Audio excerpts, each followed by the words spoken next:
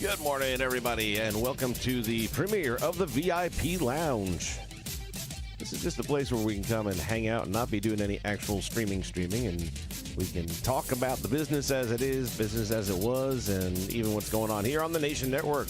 Good to see everybody out there, and hope you guys are having a great day.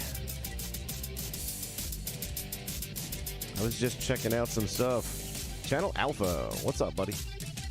Checking out some stuff. There was a video, and I'd love to be able to tell you who did it, but I don't have it handy at the moment, about recently fired wrestlers from the WWE and how they've already changed their look. It's like the minute they got free, they wanted to do something different with their look.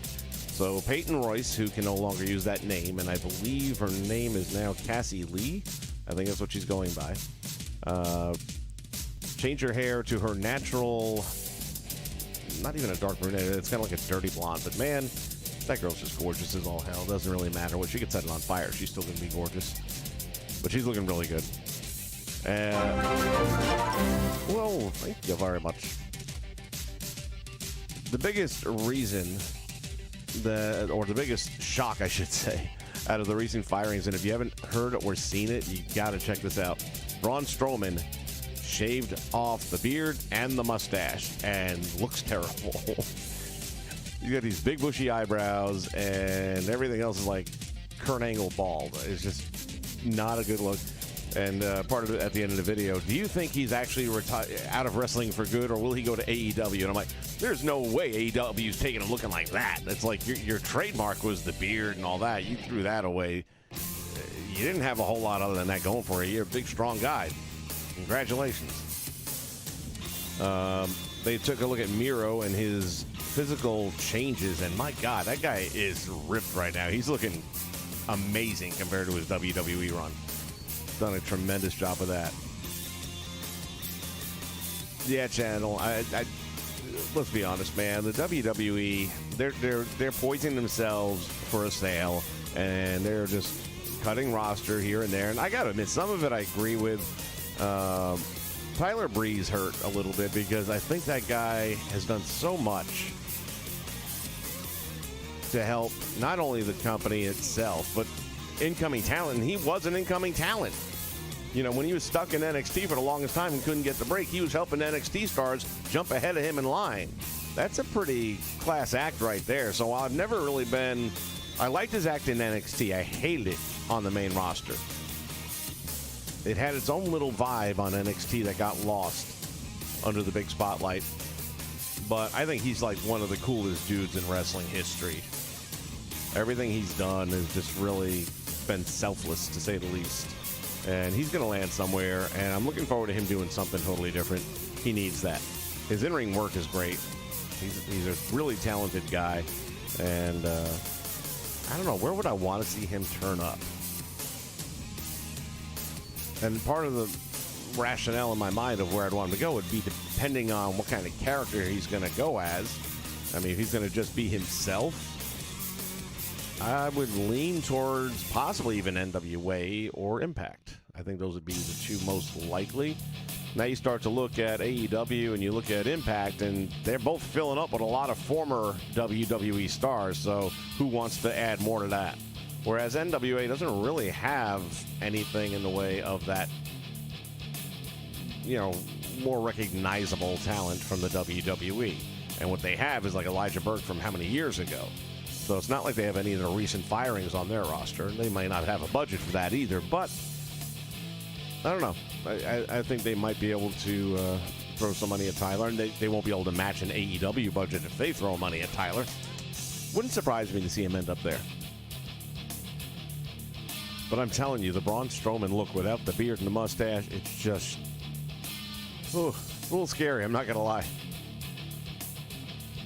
Not going to lie. So anyway, this program here, what we're going to be doing, like it says, just have an open forum, opportunity for people to talk, chat it up a little bit about the product that we have today, stuff from yesterday, whatever it is you want to talk about, we can do that here. Sometimes I'll be maybe working on stuff in the background on either 2K19 or 2K20. We can talk about 22 and projections and things that we think might happen. I am still holding fast to the fact that we're finally going to see the return of guest referee and create a story mode. Those two things have to be back. Anything else is a fail. I know there's a lot of people out there that want the general manager mode. I personally have never, ever taken advantage of one of those. I've tried them a couple times in the past when they were there. I just didn't care for it too much. It wasn't the thing for me. There will be a event live stream later today. Where are we at here? We're in Eastern time at 1 o'clock. I'm going to say safely around 2:30 that'll be kicking off. So set your watches. Click the notification icon there so that you are alert when we go live. And it's going to be a very special one. You'll want to see it. And there's nothing like seeing it live where we can have a little bit of interaction. And when we go live, it's like a real thing. We don't know what's going to happen. Things can happen. Anything can happen when it's live. And that's pretty much everything we do here. Makes it a little more challenging, but also a little bit more fun. Hopefully for you guys, too. And then it went quiet. What happened there? Aha. I know what happened there. There we go.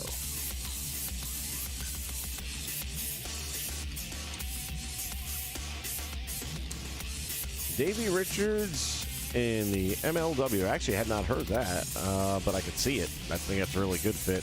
I love MLW. It's probably my favorite going right now. I think that their production and the way they present their product as, I'm not going to say they present it as a real sport. It's professional wrestling, and they don't hide that. But I just like the way they discuss it as if it were a real sport. And they talk about weight classes, and they talk about different styles and how they bring them together. And they do give it the big fight feel in their own kind of way. So I think he'd fit right in with that. Now, that would be a shock for me to see somebody like Tyler Breeze end up there. I don't see that working for him. That's not the kind of place I think he'd do as well in. So I think he's going to either look at AEW or Impact. I just don't think NWA is going to have the pockets for it right now. AEW, have I even watched last week's show? I might not have seen it yet. I don't know. All I do know is if it wasn't this past week's, the one before was the best one they've had since coming back from COVID. It was just a good show, good spots. Felt like a little bit like the old YouTube version. I still think they need to get back on YouTube. I think that's kind of hurting them right now. They don't have enough eyes on the product because I'm paying $5 a month because I think it's definitely worth it. Basically $1 a week. I could drop $1 a week on a lot worse than that and probably do so. But a lot of people haven't, which kind of surprised me. I thought for that price point they were going to get a lot of the people to switch over. And you have to understand, I mean, yeah, they were giving it away for free on YouTube, and some people get a little pissed off about that. They got to run a business, and they went like a year without making any money, really. They didn't have anything to run. And back when they had the YouTube channel and there were no products to run, they were giving away a lot of free content that otherwise you would have had to purchase on DVD or something like that. So I think they've done right by the fans. And the least I can do is give them $5 a month. It's not going to break my wallet. And I think they're starting to turn the corner a little bit. Still wish they would steal my idea and change the name on Nick Aldis's troops. I'm not a big fan of the whole strictly business thing. High society, that's where it's at. I think that fits the group's motto and their mission statement a little bit better. So, Billy Corgan, you have my permission to steal that. Just give me a couple of, front row seats whenever you guys get back to touring.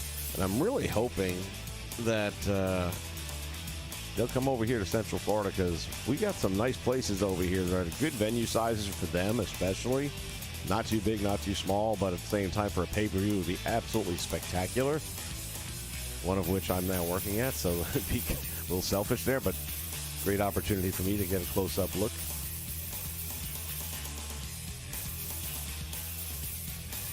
Yeah, Alpha, again, that seems to be the story a lot of people have been having. So why don't you want to watch it? In other words, is the $5 like a breaking thing for you? Like you just don't want to spend $5 on it? I just feel like it's a great value for what you're getting, anywhere from 4 to 5 weeks in a month. So on a 5-week month, you'll be getting $1 an episode. I remember back when TNA first launched, they were, I think, Wednesday nights, and every episode was a pay-per-view back then as well. A lot more than, it might have been about $5 an episode or something like that. I forget now. But that added up a little bit more because now all of a sudden you're at like $20 a month, and you're like, and then the WWE pay-per-views are coming around, WCW pay-per-views are coming around. Had to stretch it out. Now, at that point, I wasn't getting those pay-per-views. That's why I was supporting them. That's when wrestling was starting to decline a bit, and we were getting our Duke the Dumpster Drozy moments. And if it weren't for ECW, there would have been nothing to watch at that time period. It's amazing how cyclical it is. The other thing I love about the NWA is how true they stay to the history of the product, the name and the brand recognition, the studio being so close to the Saturday studio that they had in the past. And again, that last episode was the first time where their promo spots were feeling a lot better. They had some real, granted it was Trevor Murdoch, who's been around for a minute, but there was some actual emotion in it, and hopefully everybody in the back took notice because a lot of their promos haven't been great. I'll tell you the other thing that I'd love to see them do is swap up their commentary team right now. Stick with Joe Galley. He's good. I have absolutely no problem with Joe Galley. But I would love to see them move Kyle. His last name slips my mind at the moment. But he's normally the table interview guy. And I'd love to see them put him in the color spot. Tim Storm's a good enough guy and all that, but he's not good calling color. And Velvet, oy caramba. It's just not good. Not trying to be mean, it's just a fact.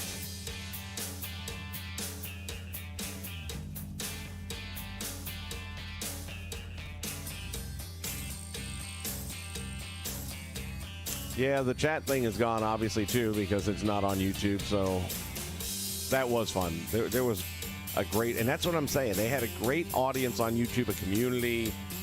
People were chatting it up in the chats. And it's like you kind of, I know they got paid money by fighting. They needed the money. You can't not produce and promote a show for 9 or 10 months and just hemorrhage that kind of money. Granted, they weren't paying rent anymore for the studio, I'm sure. And I would think they had some form of insurance to cover them on anything like that. But, yeah. Anyway. Maybe at some point in time they'll come up with a secondary show that they can put that on YouTube. That would be fine, too.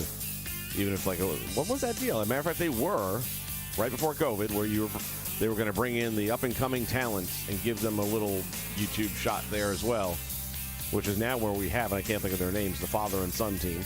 But that's, and I think it was the only episode of that show that ran. Cannot recall what it was called, but they could bring that back at least and put some content up that way, and then give the fans the opportunity to do the chat thing again. We'll see. Time will tell, but I think the changes are coming. Well, all right. I just wanted to stop out there. I know Sundays are always a slow day, but just put this all together today. Wanted to work it in and also let you guys know about the stream that'll be coming up later this afternoon. As I said, 2:30 Eastern Standard Time right here on the Nation Network. You'll be able to see it all right here. In the meantime, thanks for stopping by the lounge. I appreciate you being here, and I'll see you again at 2:30. Take it easy. Be safe.